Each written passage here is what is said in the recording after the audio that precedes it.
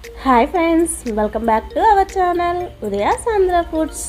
Friends, ఈరోజు మన ఛానల్లో రెసిపీ వచ్చేసి మ్యాంగో సగ్గుబియ్యం డ్రింక్ అండి. సమ్మర్లో రీఫ్రెషింగ్ డ్రింక్ అంతేకాదండి, ఇది హెల్త్కి చాలా మంచిది. అలాగే టేస్ట్ కూడా చాలా బాగుంటుంది. ఇంట్లోనే హైజెనిక్గా చేసుకోవచ్చు. మరి లేట్ చేయకుండా వీడియోలోకి వెళ్ళిపోదాం. ముందుగా మనం ఒక టీ గ్లాస్ సైజు సన్న సగ్గుబియ్యాన్ని తీసుకోవాలి. ఈ సన్న సగ్గుబియ్యం అంటే తెలియని వాళ్ళ కోసం చెప్తున్నానండి. షాప్స్లో వెళ్ళి సన్న సగ్గుబియ్యం అని అడిగితే ఇస్తారు. అయితే ఈ సగ్గుబియ్యానికి తేడా ఏంటి అంటే అవి చాలా నీట్గా ఉంటాయండి. రెగ్యులర్గా వాడేవి కొంచెం పట్టుకోగానే వైట్గా అంటుకుంటుంది కదా, ఇది మాత్రం అలా ఉండదు, నీట్గా ఉంటుంది. పాయసం లాంటివి చేసుకున్నా సరే చూడటానికి తినటానికి చాలా బాగుంటుందండి. ఇవి ఒక బౌల్లోకి వేసుకొని వాటర్ పోసుకొని 10 మినిట్స్ లేదా 5 మినిట్స్ అయినా సరే సరిపోతుంది నానబెట్టుకుంటే.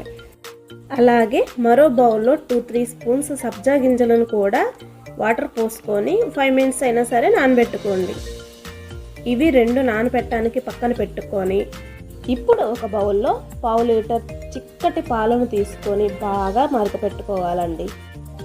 చూడండి, ఇలా 2-3 టైమ్స్ పొంగు వచ్చేంత వరకు కాచుకుంటే సరిపోతుంది. ఇప్పుడు ఈ మిల్క్లో 1 కప్పు షుగర్ని యాడ్ చేసుకొని షుగర్ కరిగేంత వరకు కలుపుకుంటూ ఉండాలి.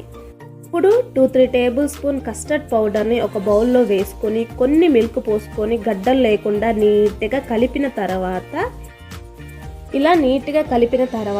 ఈ కస్టర్డ్ వాటర్ని మరుగుతున్న మిల్క్లో పోసుకొని కంటిన్యూస్గా కలుపుతూ ఉండాలి. ఇలా కలుపుతూ ఉండంగా ఈ మిల్క్ కొంచెం చిక్కపడుతుంది. అప్పుడు ఇక గ్యాస్ ఆఫ్ చేసుకొని పూర్తిగా చల్లారటానికి పక్కన పెట్టుకుందాం.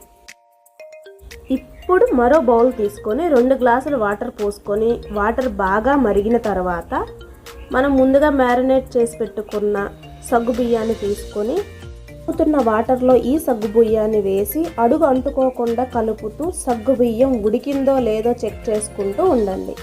ఇలా పర్ఫెక్ట్గా ఉడికిన తర్వాత సగ్గుబియ్యాన్ని వాటర్ని ఇలా సపరేట్ చేయండి. ఇప్పుడు సగ్గుబియ్యం మీద చల్ల నీళ్ళతో ఇలా పైన పొయ్యండి.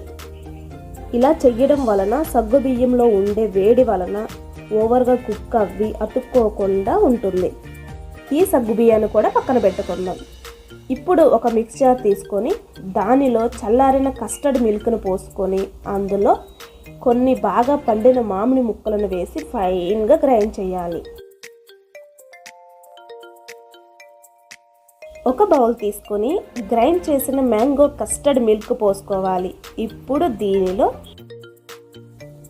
ఉడికించి పెట్టుకున్న సగ్గుబియ్యం, నానపెట్టుకున్న సబ్జా గింజలు, బాగా పండిన మామిడి ముక్కలను, ఇలా సన్నగా తురిమిన బాదం పలుకులను, అలాగే సన్నగా తురిమిన జీడిపప్పు పలుకులను వేసి మొత్తం కలిసేలా కలుపుకోవడమే.